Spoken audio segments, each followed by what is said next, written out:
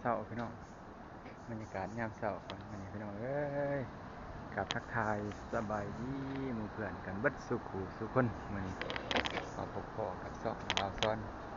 บ้านนาสะแนวและก็ทางแฟนเพจบ่าวซ้อนพาเหมือนที่เขาคือเดิมพี่น้องบรรยากาศยามเศร้าบ่าวซ้อนก็จะมาจัดปลูกผักมันจัดเป็นระเบียบเรียบร้อย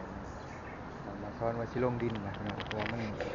บ่ค่อยมากก็เลยนะจัดลงดินจะลงพื้นดินนะคุณทุกคนพี่น้องมันเริ่มเหี่ยวเริ่มมันเลยมันติดก็ขาดก็ได้ติดกะประมาณนี้แหละพี่น้องนี่แต่มะเขือเนี่ยมันเริ่มหมากเริ่มดอกในหมดพี่น้องมันลงดินเนี่ยมันจะชุ่มชื้นมันก็เริ่มงามขึ้นไปเรื่อยๆนะใบกะเพราโอ้กำลังงามใบกะเพราบ่อซ่อนปลูกไว้พี่น้องดีเลยพี่น้องปลูกไว้ก็พอได้อยู่ได้กินนะทุกคนเขาปลูกยังก็ได้กินนั่นพี่น้องพอได้ซื้อบนผ่อนไปขายดอกพี่น้องในพวกเมล็ดมะขอเขากับพ่อได้เก็บเอาพี่น้องอยากขาดแค่ในครอบในครัวเขาก็เก็บมาเก็บเอาได้เลยพี่น้องกะเพราก็ร้ายต้นมังคุดคอยก็กำลังใหญ่ขึ้นนะพี่น้องใหญ่ขึ้นเรื่อยๆมังคุดคอยก็ได้นี่บอกขึ้น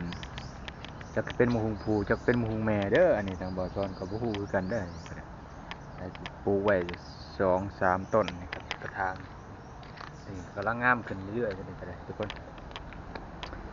พริกของคอยก็กำลังงามเนี่ยดอกมาเรื่อยๆดอกงามมาเรื่อยๆทุกคนตัวของคอยก็มาว่างไว้ทักทีนี่โอ้ยปลาจอนกับไอ้โอ้ย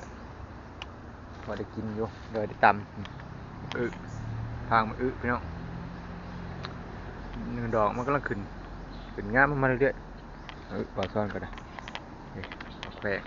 กำลังหมากเกือบพ่วงนะแต่ชาวไทยก็ห้องมันเกือบพ่วงเพิ่นว่าเฮาบ้านเฮาห้องมักแขวงเปิดผ้ามาพี่น้องทางปลาซ่อนก็เห็นผักกระเดากำลังงามพี่น้องเลยยอดผักกระเดานะทางปลาซ่อนมาซื้อเมล็ดผักกระเดาก่อนทางเฮาก่อนผักกระเดาก็กำลังงามยอดกำลังอ่อนๆเด็ดไปกินกับลาบก้อยพี่น้องเลยว่าขมอำลำเลยนะทางปลาซ่อนก็เด็ดกินประจำเพราะว่ามันปลูกไว้ตั้งโดนอยู่ตรงนี้แต่มันบ่ตายจากเถื่อนะพี่น้องเขาก็มาเด็ดมันในราคามาลวกกินกับแจ่วก็แซ่บนะพี่น้องนี่กำลังอ่อนๆเลยนี่กำลังแตกยอดขึ้นนะแดดสีแห้งนะต้นหน่อยเวลาก็สีประมาณ3 โมงกว่าที่เขา4 โมงน้องเอ้ย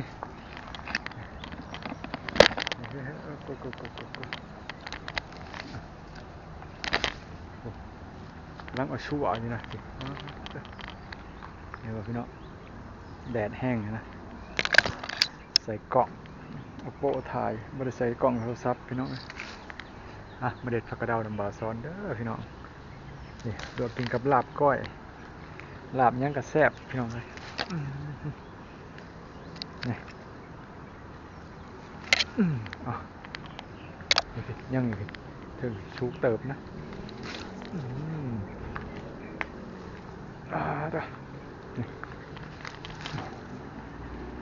ได้หลายพี่น้องได้หลายกำอยู่ทางบาซ้อนเด็ดเลยกำกินกับ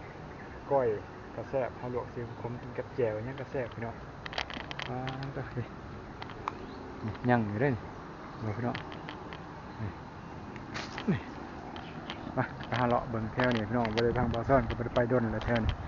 อันนี้ยังเนี่ยแค่นี้คือว่าป่าก็อุดมสมบูรณ์นะ